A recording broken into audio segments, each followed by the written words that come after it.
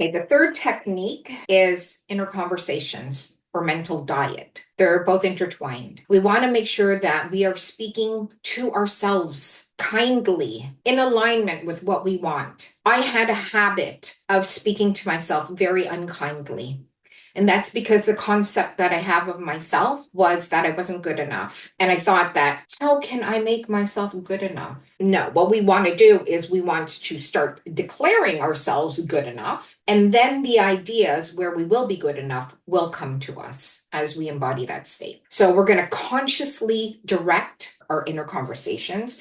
We're always going to speak for ourselves, never against ourselves. And when you find yourself speaking against yourself, you're going to say, you know what? Stop yourself in the moment, break the pattern. You want to break that pattern. We're going to raise your self-concept. Who do I want to be? My self-concept notebook. Who do you want to be? Everything I've written here, I had to start acting in alignment with that. Start thinking in alignment with this version of myself. Whenever I felt like I wasn't good enough, open up the notebook, read it. No, I am loved, deeply loved. I am a priority. I'm valued and cherished. Remember that.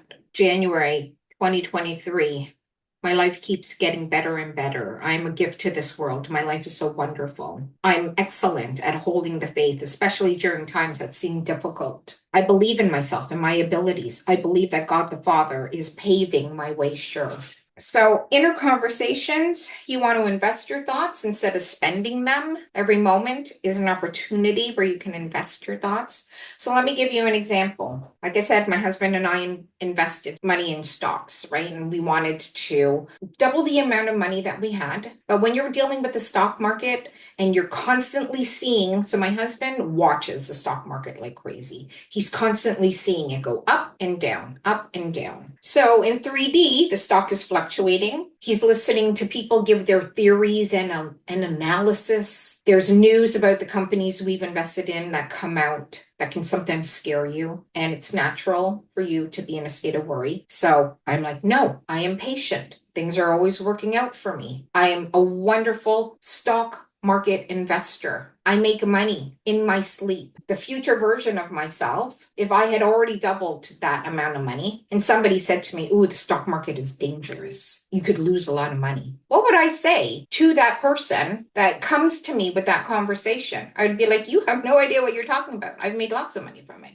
I'm relaxed, I'm cool, I'm calm, I'm confident. That's how I need to respond to that person, or even just the thoughts, the thoughts of doubt in my mind. So there's always going to be people that have what you want. What are they doing? I love reading autobiographies. What are they doing? What are they thinking? Even for my current business. So I've been coaching now, and I very much do my business on my terms. I come up with programs whenever I feel inspired to and help people understand their power. I want to help them change their lives and the lives of the people around them.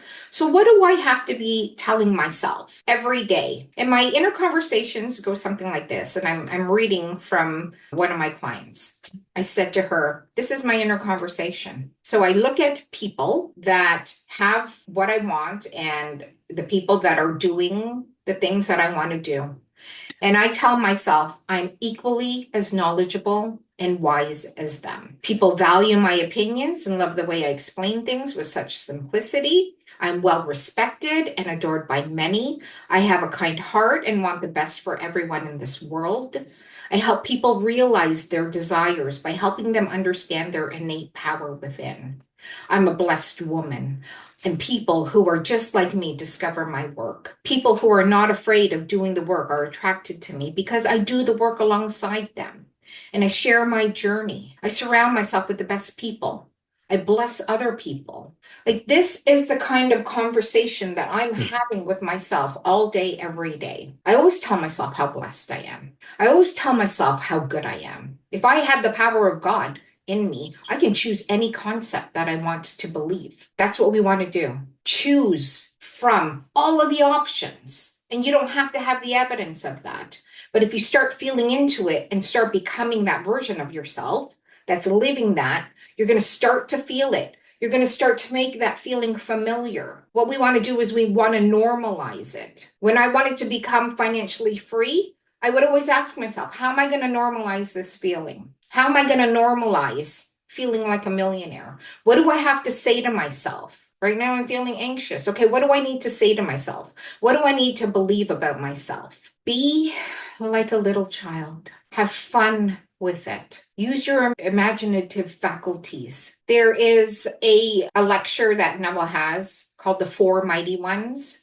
If you guys have not read that, I highly suggest it. You are the author, the producer, the actor, and the director. The actor, you are literally in it. Put yourself in the story. The author, what's the theme of your story? What's the theme of your life? How do you want your life to be? What theme do you want to have? I want to be this rich, successful, happily married mother of three who changes lives in the process by helping to raise the consciousness of the world. And I have women alongside of me that are up leveling and sharing their truths as well. That's the theme of my story. And I'm going to live in alignment with that.